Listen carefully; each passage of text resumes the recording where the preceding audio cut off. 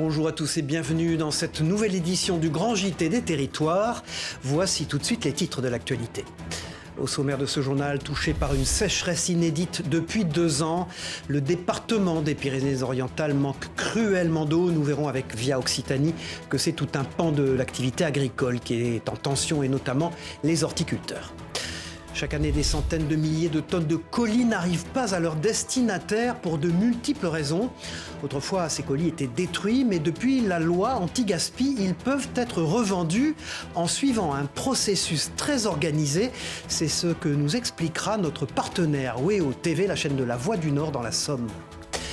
Nous nous rendrons aussi dans le Finistère avec TBO où Clément Collin a conçu un matériau innovant et écologique qui remplace le cuir animal avec de la peau d'ananas. Et oui, il confectionne des pièces de maroquinerie et des bijoux.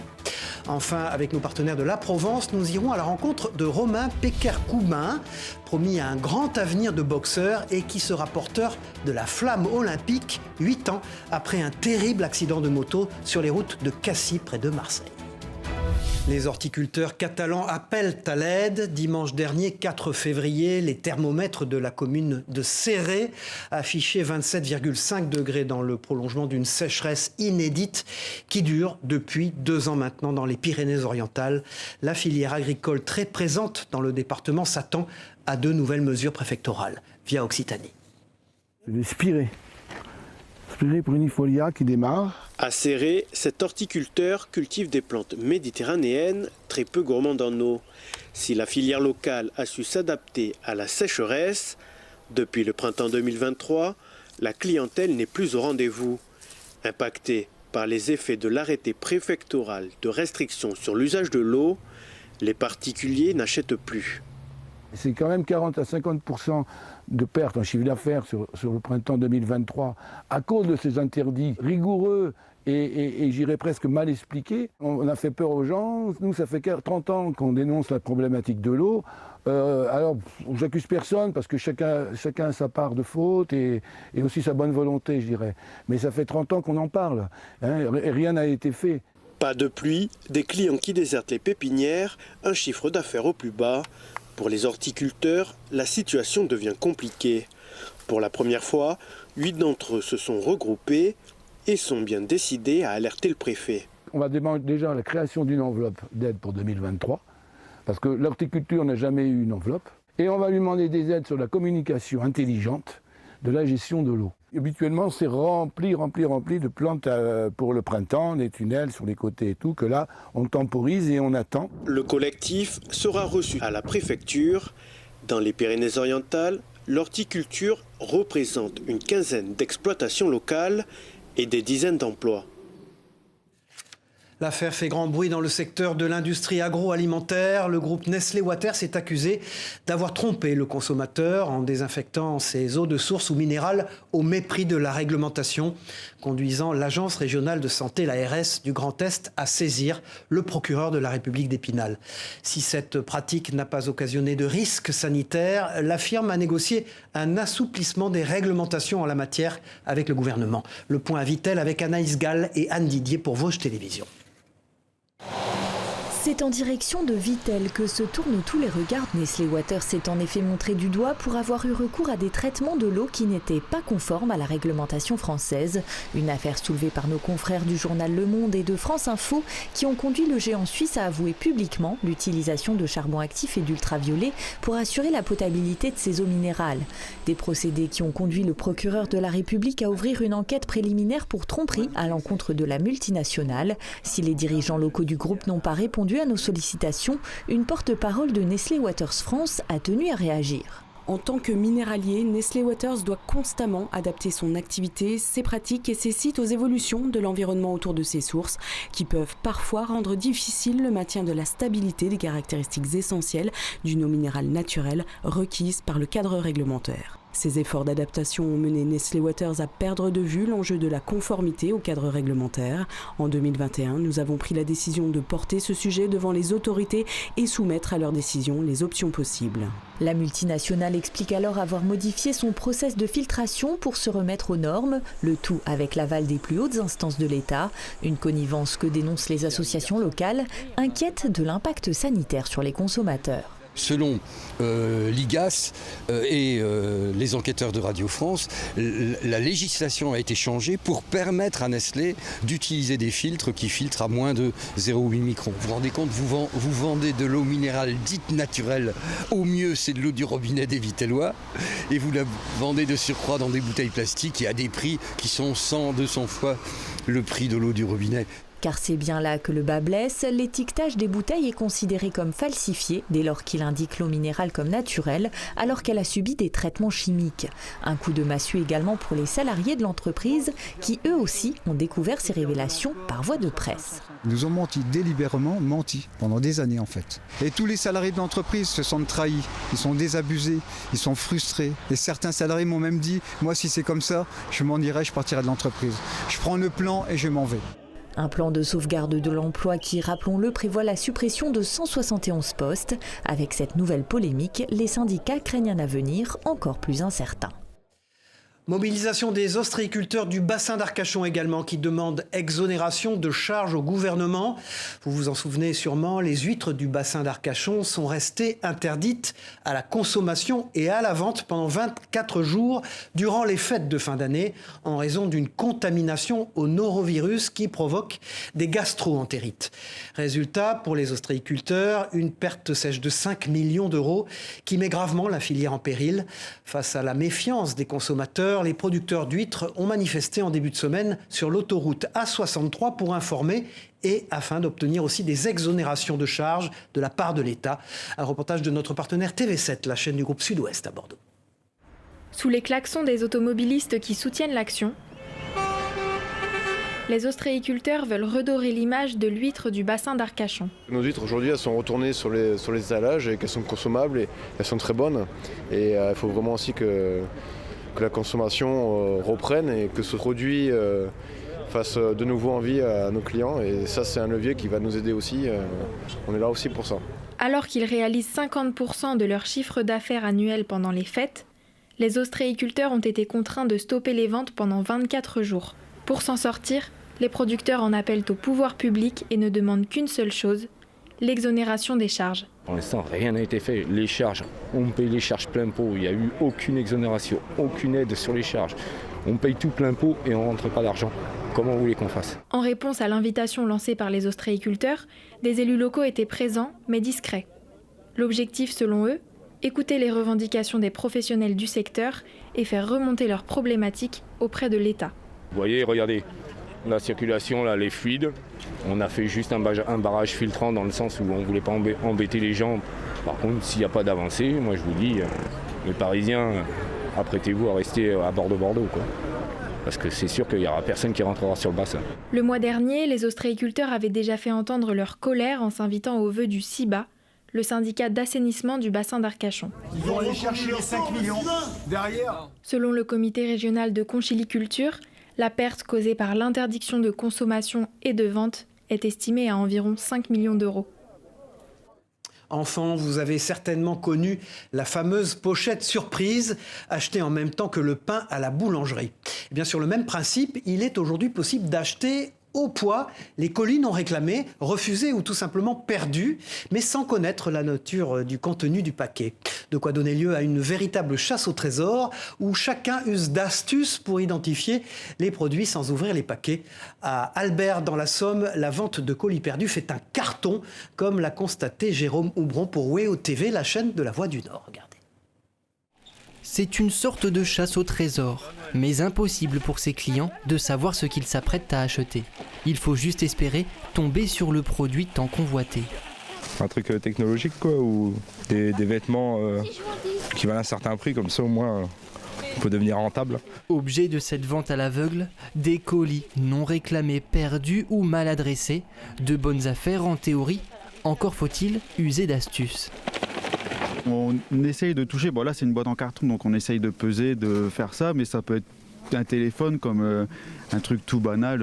C'est rigolo, on tâte pour essayer de deviner ce qu'il y a à l'intérieur. Depuis 2022, la loi interdit la destruction des colis non alimentaires. Un filon rapidement flairé par certaines sociétés. Cette enseigne de déstockage achète par palette des quantités de colis, revendus environ 15 € le kilo. Sur les réseaux sociaux, on voit que ça cartonne de partout. Et du coup, on a dit pourquoi pas faire un petit essai. On a fait un petit essai, on a ramené une centaine de kilos. On a vu que ça a duré 2 heures de temps. On a tout vendu, puis les clients, ils n'arrêtent pas de le réclamer. Passer l'épreuve de la balance. 4 kg 0,6. Certains sont impatients de connaître le fruit de leur achat. Manicure, pédicure, ça servira à madame. La démarche cartonne. En 2 jours, 1 tonne de colis s'est vendue ici. Une seconde vie pour tous ces paquets et un Noël après l'heure. Ça y est, le Papa Noël est passé. Restons dans l'enfance avec ce dispositif inédit de suivi post-naissance mis en place en Bretagne à Saint-Grégoire.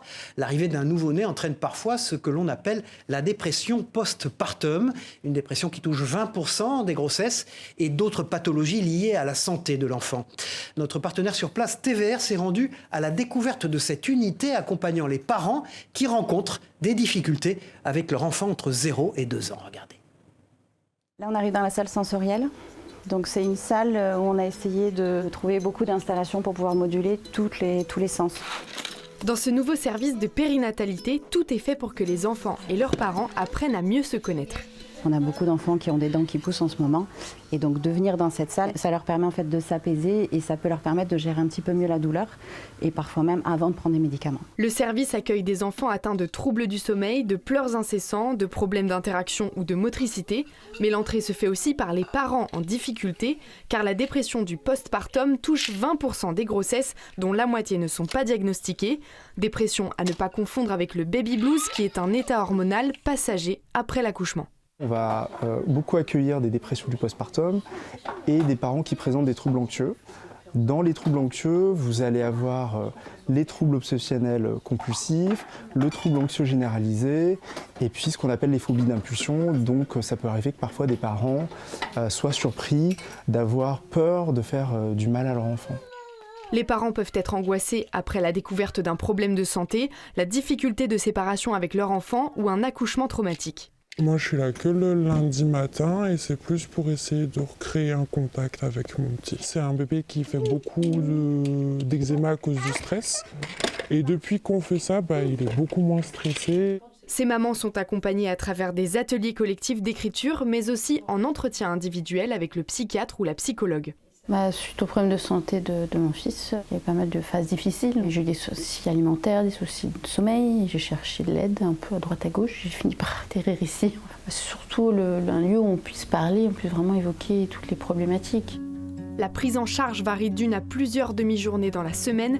Une 40aine de familles a déjà été accueillie depuis septembre dernier.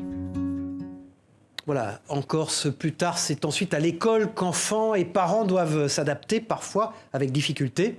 Le dispositif des classes flexibles offre une autre approche du comportement en classe, vous allez le voir. L'enfant, comme dans cette classe de CE2 de l'école Loviconi à Calvi en Corse, a le choix de changer de place selon son envie pour trouver celle qui lui permettra d'être le plus confortable et le plus concentré surtout sur l'activité qu'il doit réaliser. Les résultats sont probants, vous allez le voir, comme nous l'explique Laetitia Puggioni, en charge du dossier au rectorat de Corse, au micro de Télépaésé sur place. On est dans une pédagogie adaptée où l'enseignante va guider l'élève, va l'accompagner avec de nouvelles techniques. Mais on va pouvoir aussi travailler sur la réussite éducative, sur le déploiement, je dirais, de cette excellence, mais également travailler dans une pédagogie qui va favoriser l'excellence et qui va favoriser l'émulation. Nous partons pour la Bretagne où Clément transforme les peaux d'ananas en bijoux et en portefeuille. Ce jeune artisan a réussi à remplacer le cuir animal par un cuir 100% végétal. Les peaux des fruits sont récupérées auprès de l'entreprise Brésil, spécialisée dans la production de rhum à Plougastel d'Aoulas. Chaque pièce est unique par sa manufacture et ses matières. Un reportage d'Enora Lenôtre pour notre partenaire sur place, TBO. Bonjour à tous, moi c'est Clément Collin, je suis artisan designer écologue et je vais vous montrer comment je transforme une peau d'ananas en quelque chose utilisable en maroquinerie, en bijouterie ou en design.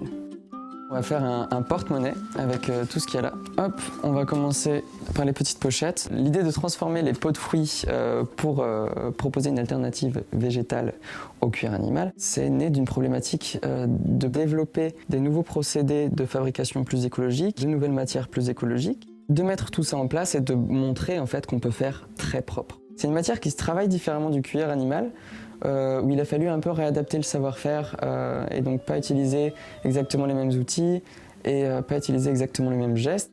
Pour me fournir en peau d'ananas, je fonctionne avec Brésil, qui est une petite entreprise à Plougastel qui fabrique du rhum arrangé. Donc je viens chez eux récupérer les peaux parce qu'ils utilisent beaucoup d'ananas. Pour préparer la peau, ça va me prendre 3 semaines. On est sur globalement 8-9 heures de travail pour un porte-monnaie. On peut retrouver les porte-cartes avec de la peau d'ananas. Les porte-monnaies, pareil en peau d'ananas. Je fais aussi des bijoux. J'utilise aussi d'autres peaux de fruits, notamment les peaux des cucurbitacées type melon pastèque, melon jaune. Là, on peut retrouver une bague en pomelo teint en rose. Et on retrouve bien le graphisme naturel de la peau de fruits. On peut retrouver mes créations sur ma boutique en ligne, lunkicreation.com. Et aussi, on peut retrouver quelques bijoux à la boutique Chat à l'Or de Quimper. Connue pour son célèbre circuit, la ville du Mans est aussi un pôle de formation unique en France et en Europe dans le domaine du son. Je vous propose de partir à la découverte du laboratoire d'acoustique de l'Université du Mans, où l'on trouve notamment un cabinet de curiosités et une chambre sourde. LMTV Sarthe, Laure Girard, nous fait découvrir cet endroit aussi étrange que déroutant. Écoutez et regardez.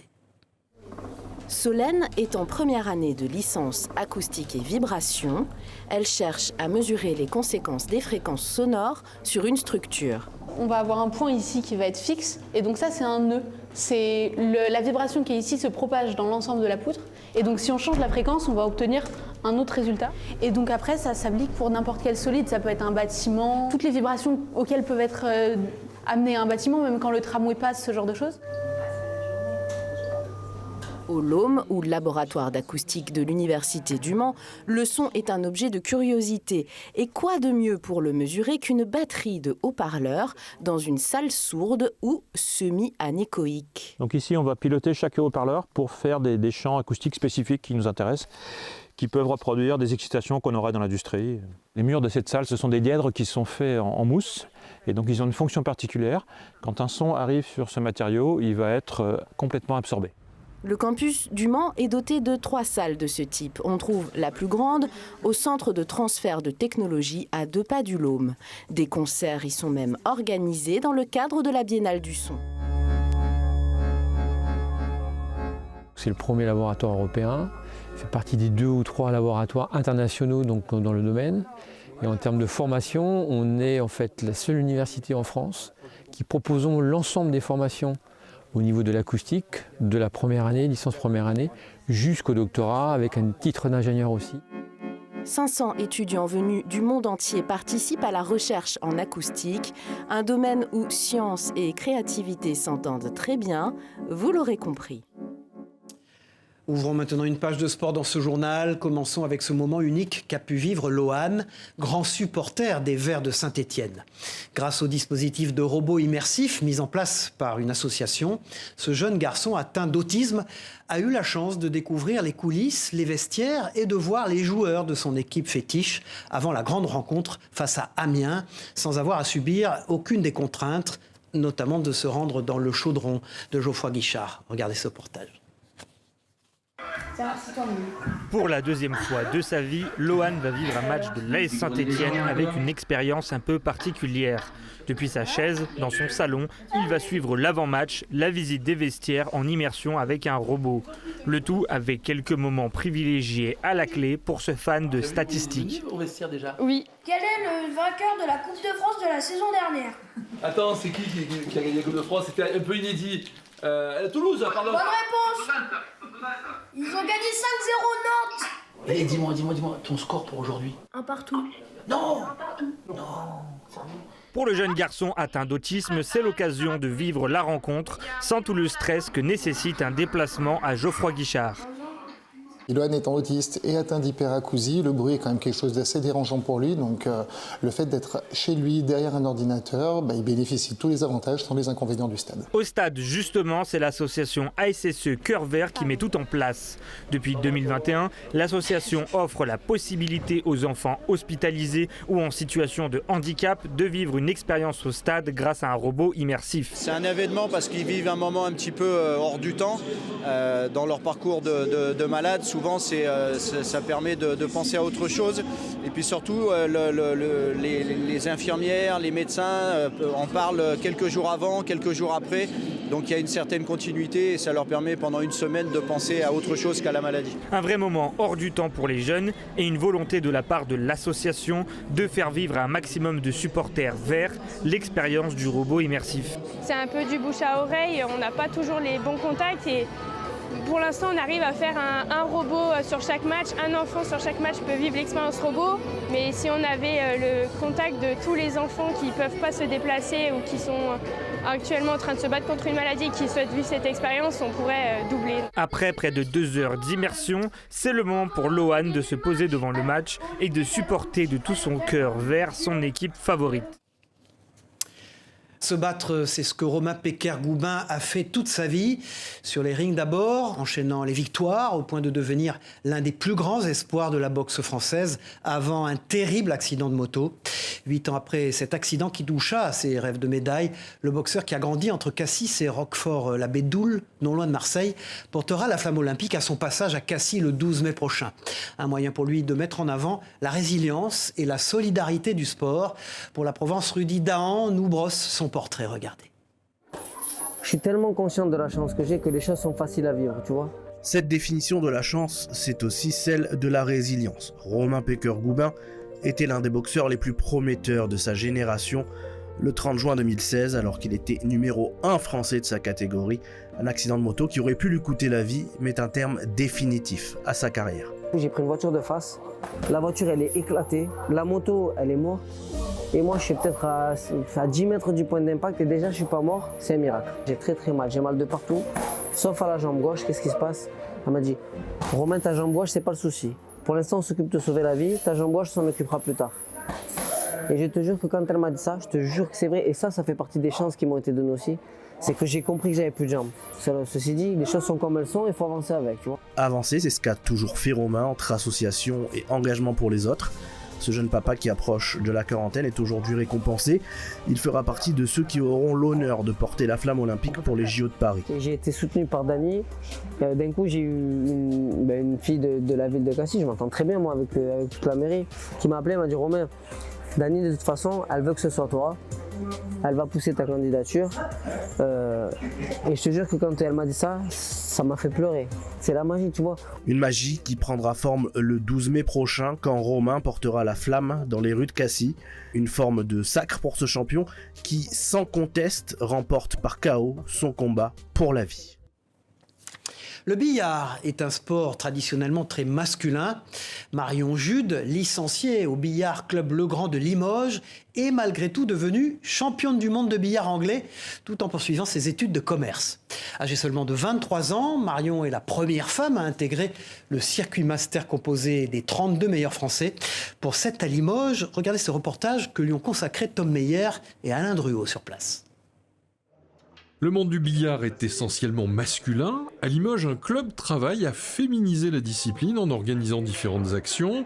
Sur une trentaine de pratiquants, 6 sont des femmes, dont une championne du monde. On manque cruellement de licenciées féminines, que ce soit alors forcément dans notre club, mais en fait en France et partout. C'est un sport qui est voilà, majoritairement masculin. Donc aujourd'hui, c'est une journée porte ouverte où on accueille les féminines qui souhaiteraient s'initier au billard ou juste découvrir la discipline. Après l'athlétisme, l'équitation et la natation, sport pratiqué il y a quelques années, Fanny vient d'adhérer au club. Ça fait quelques mois que je fréquente la salle de billard et du coup aujourd'hui, voilà, je suis très contente de pouvoir intégrer le club. D'autant plus que pour ma reine Marion Jude, championne du monde, Je suis très honorée. C'est une discipline qui est vraiment très sympa, dans un environnement qui est calme, même si voilà, on peut avoir du stress lorsqu'on joue. On est bien loin de l'image qu'on pouvait avoir avant, voilà, le billard dans les bars entouré d'hommes.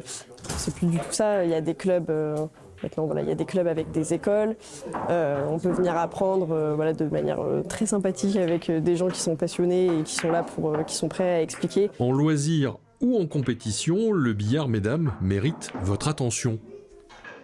Voilà, et puis nous recevions l'ancien ministre Jacques Toubon dans notre émission politique Face au territoire sur TV5 Monde, avec Ouest France, Nice Matin, France Antilles.